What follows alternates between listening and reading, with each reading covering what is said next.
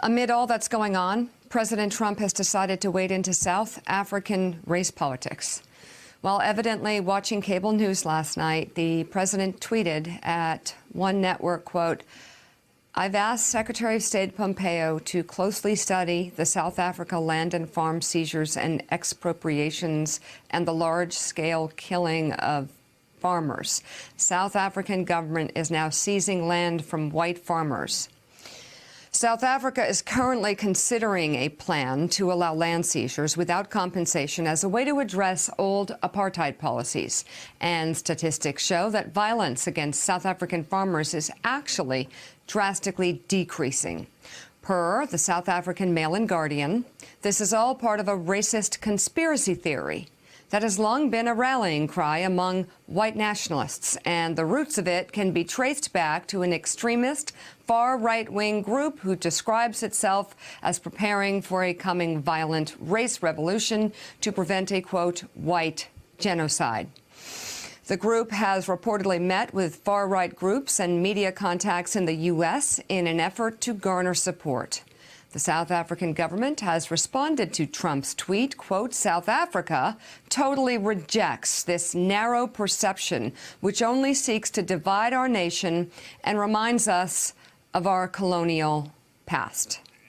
So he divides our country, and now he's working on others. Eddie Glaude and then Sam. Jump in. Well, Eddie, you first. Well, this is consistent. Look, the only words we get out of Donald Trump's mouth about predominantly African countries or African-descended countries is that they're S-hole countries. Or in this instance, he's really trafficking in conspiracy theories to kind of, in some ways, feed red meat to his base. This is nonsense. It's silly. But it's consistent with the kind of cultural warrior that he is. Because at the same time that he's doing this with regards to South African white farmers, I think 2 of them perhaps might have been killed in some instance, with the majority of folks who have been subject to any kind of violence, and this is non-white farmers in this instance. He's also, shall we say, playing the card with regards to the Molly Tibbet murder, this horrific this horrific murder in Iowa. He's saying that this is a result of not having the wall. Here, this is a morally debased man who will do anything to protect himself and to divert attention from the fact that he has been noted as a non-indicted co-conspirator in a felony. So this is just an example of how bad he is as a human being. I think it's even a little bit more pernicious than that, because here we have a case where it's pretty evident that he has no clue what the policy is, or at least he didn't have a clue what the policy was. And he weighed in on it based on a cable news segment that he saw vis-a-vis Tucker Carlson.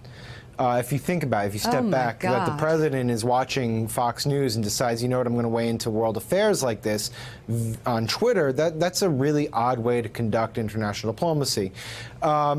And yeah, the policy is, or what Tucker was talking about, has roots in white nationalist online forums. Basically, it's a relic of the early 20th century when land was taken from black farmers. They're trying to reverse those wrongs. It wasn't really moved fast enough in recent years, and so they're trying to actually get land back to black farmers. There are debates over whether and how they're doing it, but you know, the idea that this is reverse racism against white farmers ignores basically a century of history.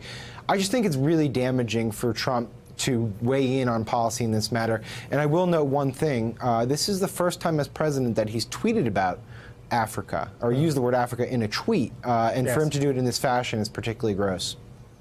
So predictions yesterday morning was that he would jump into the arms of Fox hosts and that he would tweet about a foreign country, trying to deflect. But strangely, the news headlines are so big and so serious, and the facts are so strong that the deflections don't appear to be working. Coming up, investigators in New York subpoena Michael Cohen for information on its investigation into the Trump Foundation.